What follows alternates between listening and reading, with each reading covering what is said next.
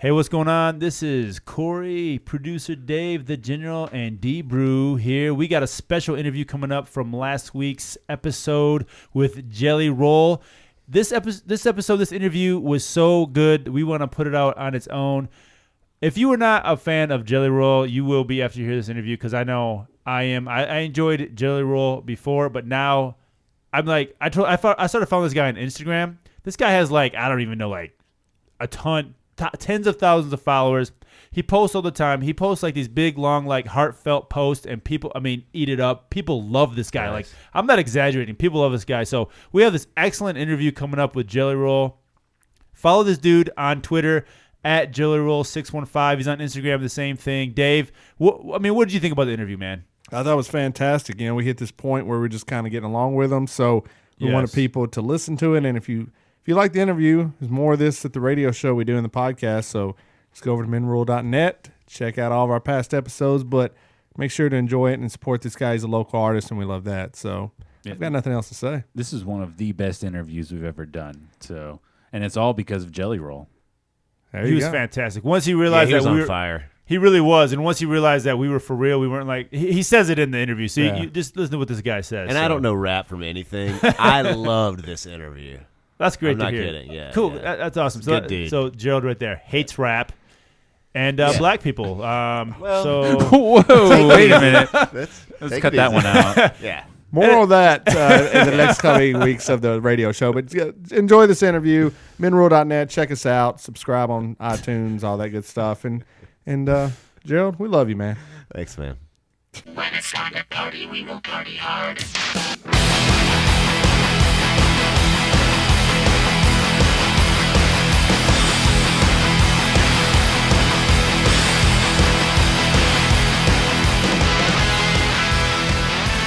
All right, you listen to It's a Man's World on WGNS Radio. Check us out at menrule.net. And, we have guests on here from time to time. We specifically like local guests, and me and Corey actually first saw this guy in person at a wrestling event, which was kind of Crossfire Wrestling. Crossfire Wrestling, and he was actually in the ring with another wrestler, so it was kind of crazy. But because of that event, actually, he was giving out tape CDs that night, and got the CD, put it in my car, and was blown away with how good it was. I still jam out to that CD all the time. So we've got Nashville Rapper Jellyroll with us on the program today. How you doing tonight? Hey, man, I'm great, man. The weather's getting good. It feels good outside. It's nostalgic to some of the crazier times in my life, so I feel good, man. I'm in Nashville, too, so it just feels great, man. St. Patrick's Day is all good. That's awesome, man. So I want to start out with this. I got a guy I work with who's a huge Jellyroll fan, and he had some things he wanted to ask me, so I figured I'd just kind of keep it to a minimum because he was going crazy that we're going to be talking to you. So He's also a DJ, and he was talking about. He said it was about 7-8 years ago. He was DJing. You walked up in the club. You went straight to the DJ booth, told him thanks, gave him a high five, and just tell him that every time, whether you're playing or not, you go straight to the DJ booth and give them props. Is that a true story? Do you do that?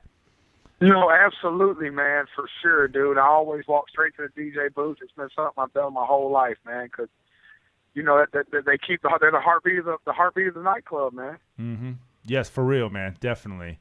So, yeah, like I said, he was real excited. He had all these questions, and I was like, all right, dude, you calm down. I'm talking to him on the phone. I'm not, hanging out with him or anything like that. He's my friend Giorgio, man. He's on the show every once in a while doing a top 5 for us. But so awesome. Tell him I send my love, man. Thank you so much. I will. He'll be excited to hear that. So I'll just get right into it, man. So I grew up, I loved rap. I've been listening to rap as long as I can remember. I'm originally from Michigan, so there's a lot of kind of like that, urban lifestyle going on up there. And I grew up, it was 1990, Vanilla Ice came out. He's a white rapper. Third Base, MC Search, white rapper. But you got Vanilla Ice come out. He sold I don't even know, tens of millions of that album, his first one. What do you think of Vanilla Ice? Was he a negative or a positive for white rappers? I mean, he got white rappers on the map, but then he became kind of a joke, with everything that went down with him. How do you look at Vanilla Ice when you think about Vanilla Ice? Musically, I think it was, that he pioneered something. You know what I'm saying? Even the content of it wasn't horrible. For back then it was good content. Mm-hmm. Now, what happened to him outside of music, I don't know. So I never pass judgment on people. Man, listen, man, I've been to jail. So I know not to speak on people you don't know. I know what is and isn't my business, and his business isn't my business. You know what I'm saying? Sure, man. So all I can speak of is him from a professional aspect, and I think he comes in that same category of any white dude that was doing hip hop music before I was. I consider somebody who helped open the door for me to do it. Okay, I totally agree with that. So, having said that, who do you think is the best white rapper in your opinion? Eminem. Okay, that's right. what. Of course, landslide. yeah, for sure. Hands up, landslide. It's not even fair. It's not even close. Right. Well, let's talk about the Nashville scene. I mean, obviously, you're from Nashville, and you look back in the 90s and as we go into 2000, it looked like there was this emerging rap scene coming out of the southern states, which was great because, before that it was all East Coast, West Coast for the most part, as mainstream looks at it. And we had Outkast coming out, we had kind of No Limit emerging and things like that. And we still got, Lil Wayne and all that, but why can't, in my humble opinion, why can't the southern rap scene kind of seem to take the mainstream? I mean, is there some kind of, preconceived notions about the South, or why does it always seem to be East and West Coast are always discussed when you're talking about best of all time? I'm not sure, because I think Andre's finally getting brought up in the GOAT talk, like as far as one of the greatest of all time. Right. But I think a lot of it was because our sound was so made for us that it just stayed Southern. But what made people baffled was we sold more records than the other coast at most times. Right. They would have a couple of breakthrough mainstream artists, but they never had the independent scene that we have in the South because we supported our own. So it was kind of like we didn't really care if everybody else supported us because we supported us. You could go platinum in Texas. You know what I'm saying? Literally, artists were going gold in the state of Texas. Just Texas artists going gold in Texas. That's crazy. Yeah, it is pretty crazy. You know what I mean? Yeah. So, it was just always different. So we kind of, I think what it is ultimately it comes down to legacy, and I think we left a bigger legacy than people ever thought we would. I think our legacy is comparable to every other coast now, just based on how we did it our way with our sound and independently. Yeah, for sure. I mean, and I look at some of the early stuff. I mean, like 3-6, when I first heard that, like I was blown away. I didn't know, I'm just a white guy from West Nashville, so what do I know? But I heard 3-6, and I was just like, oh, this is incredible. I'm talking like the early stuff. So to me, it did open up that thing, and I think Andre is one of the greatest five of all time. I mean, I think he's phenomenal. So, hopefully that'll get us due. Now doing a little bit of research on you, we got to talk about this. I mean, I love Waffle House. I love to eat there. It's fantastic. But what do you think about of Waffle House today after your little legal dispute with them? I still eat there every now and then, man, when I'm drunk. Right. I'm all right. That's the only time you eat there. Man. Yeah, they were funny, man. It was a funny situation, dude. I had trouble dealing with it for a long time. How do y'all get mad at me? I look like every cook that's ever worked for y'all. I just don't understand how y'all would, you know what I mean? Like, right. I am y'all's core demographic. Who would do that? But they're good, man. The true blessing is, like, outside of, I never say this in interviews because I'm normally just joking about it. Yeah. But the reality is, Waffle House being pissed off at me blew me up. It put me in a national spotlight. Right. It made a lot of people wonder who I was and what I was doing and what made me so special. So if it wasn't, it was probably one of the best things that ever happened in my career, even though I didn't see it right then. Yeah. That's usually a lot of things. Well, I mean, how did you get involved with the rap? Like, what part of Nashville did you grow up in? And how did you know? I mean, a lot of white kids dream of being rappers, honestly. But, by the time they get a little bit older, that kind of fades away. Like, where'd you grow up? And like, how did you get into rap? And what was the moment? What was the album where you knew you might be able to do this? I grew up in Antioch, Tennessee. And when my mother and father divorced whenever I was an early teen, I went with my mother, and our living circumstances changed quite dramatically. And I automatically went to the streets and ended up being incarcerated. So during my incarceration, I was like the only white guy in juvenile. So I kind of picked up the craft. You know, I rapped in middle school a little bit, but never seriously. And I started really honing in on it in juvenile. And I just felt like it was something a gift I was given because it was so effortless. I didn't have to put a lot of work into it. You know, I'd shoot 1,000 jump shots a day, and my jump shot's still mediocre at best. You know what I mean? Yeah. I could kick 1,000 footballs a day, and I'm still a crappy punter. You know what I'm saying? Yeah. But I just kind of rapped. It was just like a natural thing. Like, even to this day, I don't think extremely hard about making music. I just go make it. I just believe that there's a magic that was given to me, so I just go do it, dude. You know, I don't overthink it. I just go do it. And so I just felt like that's what I was called to do, man. And I didn't have too many other options. I mean, I had a felony at the time, but I had an adult felony when I was 17 years old for a pretty serious crime. And I didn't know what else I was going to do. I wasn't qualified to do nothing else. I was fat with tattoos everywhere and a felony. This was at 18, 19 years old, so I had to make this work. And 11 years removed from that, it's working. You know what I'm saying? So I was right, and I was obsessive about it, man, and I sacrificed a lot. I gave up a normal life, you know. So we mentioned it at the top of the segment that we saw you at Crossfire. How was that? Because you were in there with, like Dave said, you're in there with a wrestler, and then you kind of did like I don't know what you call it, like a mid-match show.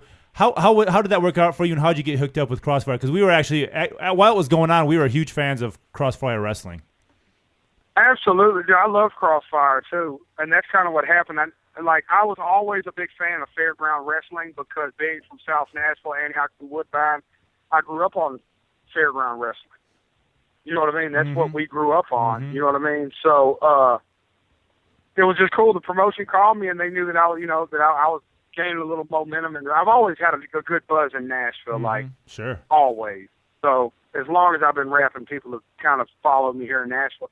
And they asked would I be interested in doing like a little mid-match show and having a little thing back and forth with the wrestler. And yeah, I thought it was cool, man. It was fun. It was entertaining, and we did it, and it was a great response. We had a blast, and yeah, dude, it was awesome, dude. Whatever happened to that promotion?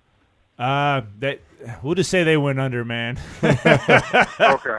Yeah, they're not around anymore, man. PC. Yeah. Exactly. Yeah, that's a rough business to get into, rough, and they had some big guests, and basically you just need money to make money, and they didn't have enough money. Yeah. So now, correct me if I'm wrong on this. This has probably been definitely early 2000s. I was at the Muse one night, seeing some rock bands, and I heard that there was going to be some some rappers come up on stage and do some I guess battle rhymes afterwards. Now, let me just tell you how impressed I am with how long you have been on the scene. Okay, thank you. Yes, yes, dude, thank you, man. Because I'm so used to. I was even just talking to my photographer friend, and I was like, I got to do this phoner. And she was like, well, who? I was like, well, it's some local guys. Maybe it'll be cool, but normally it's not. You know what I'm saying? Normally it's a bunch of people that don't really know anything about me very much except for what they Google real fast. Cool. You're talking about the real core of the Nashville scene at this point. Like, you're talking about Kung Fu's Coffee House. Yes, sir. Dude. This is great. I'm sorry, I hate to cut you off. Continue, dog. No, that's all right. You just came on stage and you just killed it. And I've told people this story about seeing you multiple times, and it's been like 10 years, and then seeing you at Crossfire, and I was like, and I told Dave that story at that, when you did that Crossfire show, and I was like, I know that was him. I know it was Jellyroll, and I just wanted to confirm that really was you, because that was like, I'd say at least 10 years ago. That was me, dude. Okay, fantastic. Listen, man, I have been in the underground rap, man. I didn't realize how long I've been doing underground Nashville rap until I was talking to some 24-year-old rappers recently, and they were like, man, they were like, man, OG, man, we listened to you back then, man, we was in middle school when I got your first mixtape, and I'm like, what? You're a senior at TSU, and you're telling me about something you did in middle school, listening to one of my super old Gamma White Boy Volume 1 mixtapes. I would go to all the battle rap circuits, right, and I would sell mixtapes, and I would battle. And that was my hustle, my means to make the battle money, and I would sell the mixtapes too. The Muse was like one of my honey holes. I used to go there all the time. That's rad, man. Which is crazy because that place got shut down. It's going to be a Domino's Pizza now, which is it's kind of sad. It is sad. I was there for a long time, man. Right. You know, dude, it was popping for like ever, dude. Yeah, we were still doing shows there in like 06, 07. So, man. where else were you playing during this time? Like, me and Corey were in the music scene, so I mean, I didn't, you know, it was rare. You know, we mostly played with like metal bands, which was terrible. We were in rock bands, and like when I would see hip hop artists, like there were some that really blew me away, but it was rare. Sure. Like, where were you playing at besides the Muse? Like, are there places for hip hop to emerge in the city? Around that time, they were also doing Wednesday nights at the Cantina, which was an open mic cypher night. Okay. And then we progressed into the Outer Limit battles. Yeah. At the Fat Sundays, we did the Outer Limit battles for the longest. Okay. And then the battle circuit kind of died. You know what I mean? Yeah. And then from that, it was just like working the angles through the hood clubs. You know what I mean? Then I just kind of took. That's whenever I transitioned from being a freestyle mixtape selling artist to being like, all right, I got to find a way to make music for the black clubs. Because that was the only thing popping, like Club Prison on Sundays, stuff like that. So I would go try to make songs, you know, intentionally for the club. You know what I mean? Right. And that's how I got the relationship with the DJs. You know, I'd walk straight in and talk to the DJs, even if I didn't do nothing or wasn't performing or give them a record. Just say, man, thank you. You know what I mean? What's up? Much love. You know, just always shoot straight to the DJ booth. So, yeah, that was always the game, dude. After hours were like Faded nightclub on 2nd Avenue. Mm-hmm. You know what I'm saying? Yes, sir. Yes, Oh, sir. you got me reminiscing. Club Scream and Club Crush next to each other at the top of 2nd Avenue. Then we took over all that, man. It was an awesome thing, man.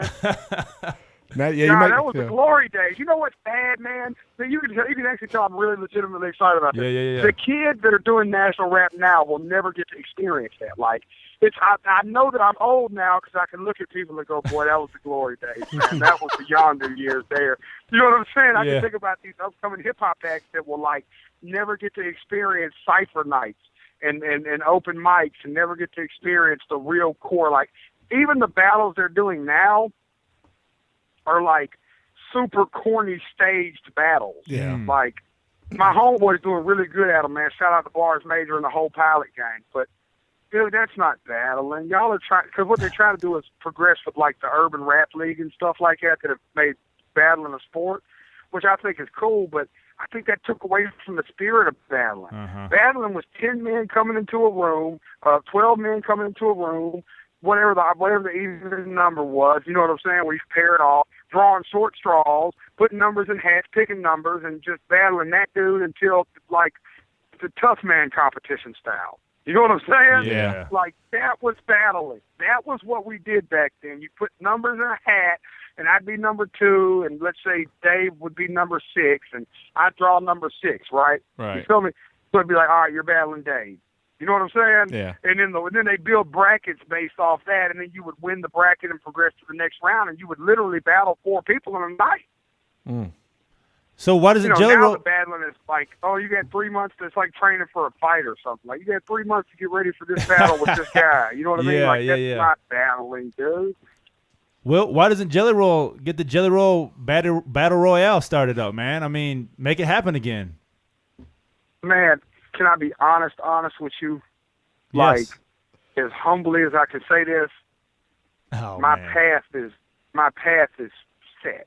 You know what I'm saying? Yeah, I got you. God got me somewhere else right now. I'm so busy. It's hard to find time to go pick up my little girl and hang out with her these days. Yeah, I understand. Honestly. So, you know, I would, as much as I would love to, man. You know what I'm saying? Mm-hmm. You know, I'd love to start back to battles, but hell, at the same time, I'd love to fall in love with a woman and get married and start a family. It's just not time for it right now. You know what I mean? Oh, we understand that, man.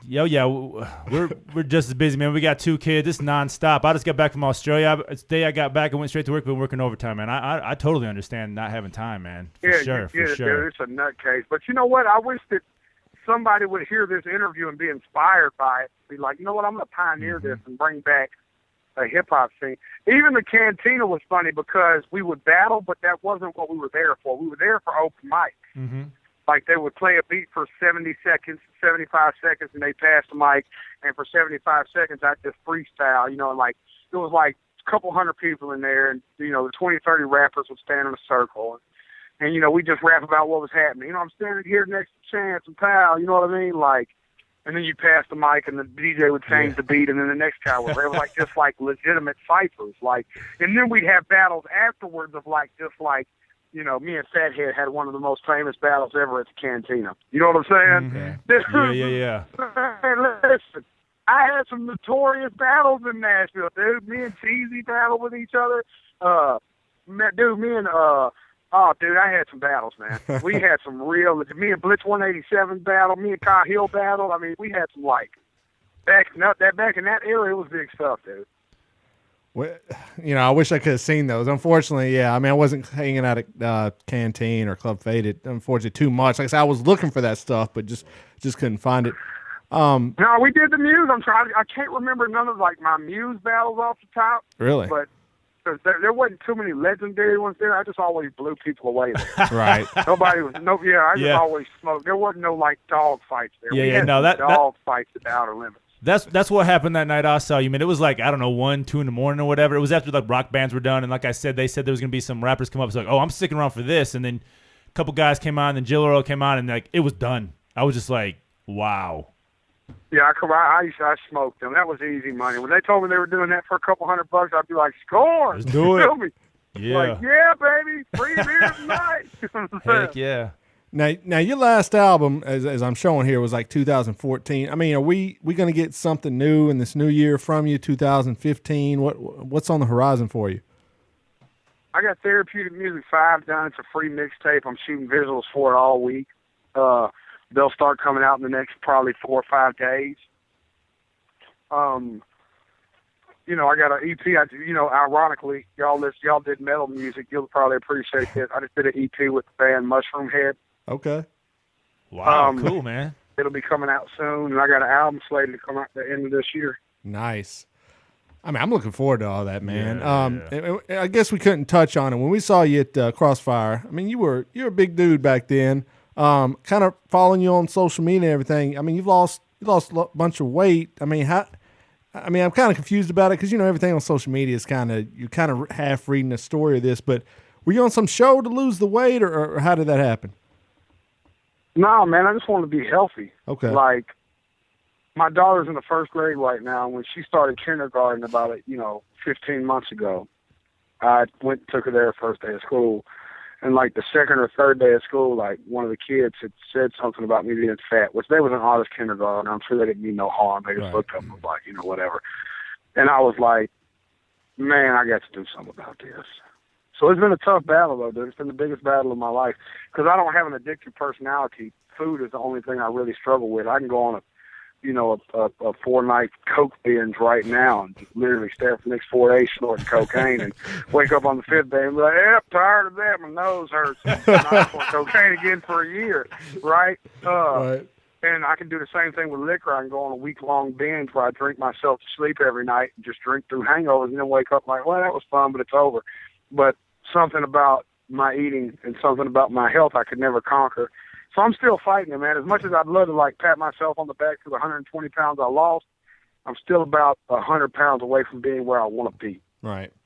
So I'll pat myself on the back and go have a big ice cream cake when I do that. There you go. Yes, right. Sir. That's amazing. That's great. No, it is man, good. It's good. I just just try to watch what you eat, drink a bunch of water. Some days are better than others.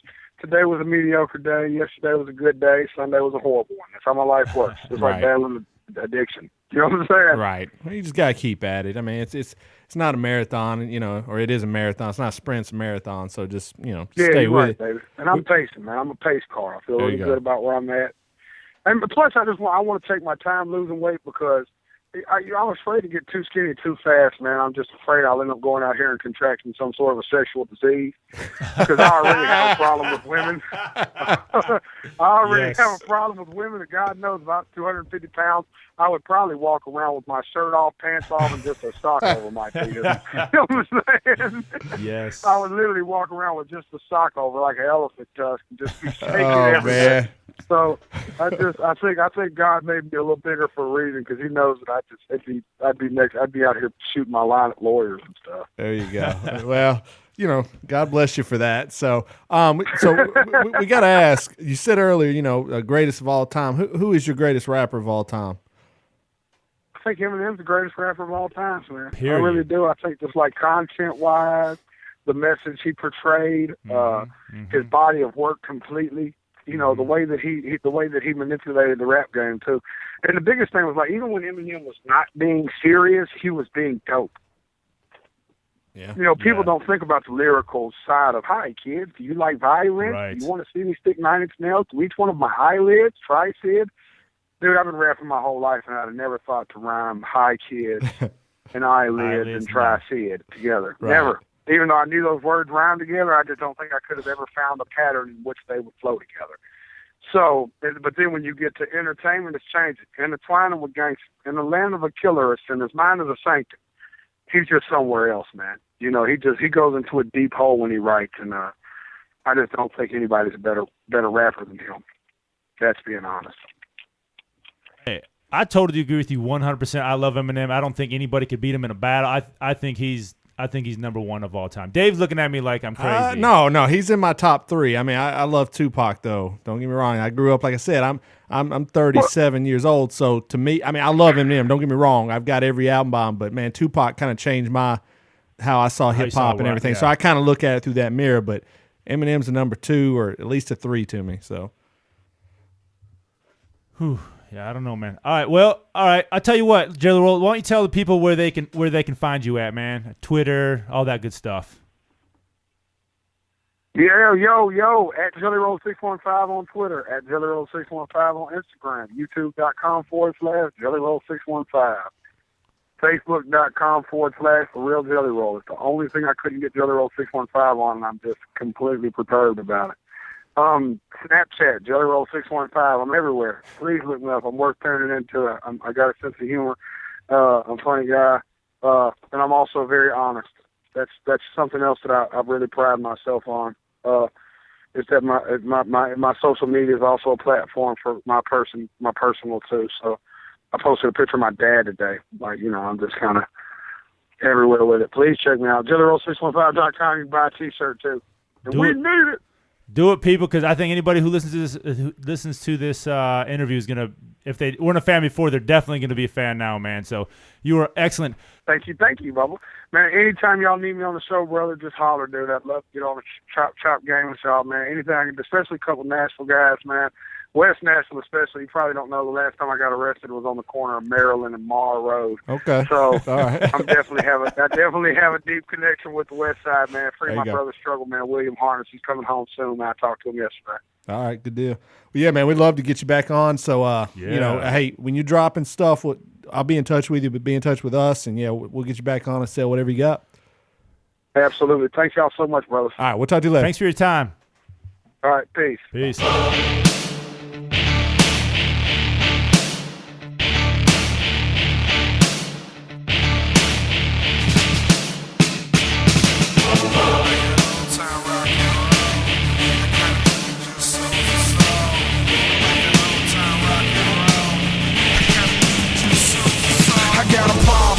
All of these artists are garbage, and honestly, I've been trying not to lock on my target. These guys don't be living the shit that they be spitting. It's an image, and they simply just hide behind their gimmick. It's twisted. To tell the truth, I don't get it. Colt Ford's about as country as I am skinny. If Colt Ford is country, I'll kiss your ass and throw every Corey Smith record that I own in the trash. Before I ever wrote a rap, I was selling that grass and smoking it too. Tell them Willie Nelson is back. When I finally get on, I'ma act so retarded at all award shows, pissing on the red carpet. I'ma hit the liquor store and go grab a fit. Pop me a pill and then I get on that gangster shit. I can't help it. That's the way my mama raised me. I can't help it. That's the way my mama raised me. From the apartments back to the trailer park, we done sold it all, from the pills back to the heart. I can't help it. That's the way my mama raised me. I can't help it. That's the way my mama raised me. I'm just white trash. If rap don't work, I'll be getting work off. Standing outside the trailer park with my shirt off. Ask about totem pole. Tell you I ain't never cared. That fat dude to get tattoos everywhere. I goes off, man, that fat dude's throwed off. And I'm good with the iron like pro golf. And That's about me and my city, yeah, I'm known, boss. And fuck Machine Gun Kelly and his mohawk. And fucking faggot biting off my homie Yellow Wolf. Talking about a gun he never shot and dope he never pushed. While these other rappers popping bottles in the club, I be out here playing Marco Polo with the plug. Backyard full of cars, front yard full of folks. In the kitchen shooting dice, shake them twice, let them roll. Got the bones on the table, yeah, they playing dominoes. Do this for my people in the pen waiting on parole. I'ma hit the liquor store and go grab a fit. Pop me a pill and then I get on that gangsta shit. I can't help it. That's the way my mama raised me. I can't help it. That's the way my mama raised me. From the apartments back to the trailer park, we done sold it all. From the pills back to the heart. I can't help it. That's the way my mama raised me. I can't help it. That's the way my mama raised me. I'm just so different. I cannot be compared to these suckers riding around drunk, listening to Darius Rucker. Drink a fifth of that Crown, a half a liter of hen. Started puking, get back up and started drinking again. My girlfriend mad saying that I'm cheating again. And if the bitch keep tripping, I'ma leave with a friend. Cause every time I pass the bitch, give me the eyeball. And if my P.O. ass got hang drywall. King of the slums, they call me the new champ. From a place where they buy dope with the food stamps. That Cashville shit, it taught me how to hustle. That outlaw shit, shout out my brother Strong. I'ma hit the liquor store and go grab a fit. Pop me a pill and then I get on that gangsta shit. I can't help it. That's the way my mama raised me. I can't help it. That's the way my mama raised me. From the apartments back to the trailer park, we done sold it all. From the pills back to the heart. I can't help it. That's the way my mama raised me. I can't help it. That's the way my mama raised me. I'm just white trash.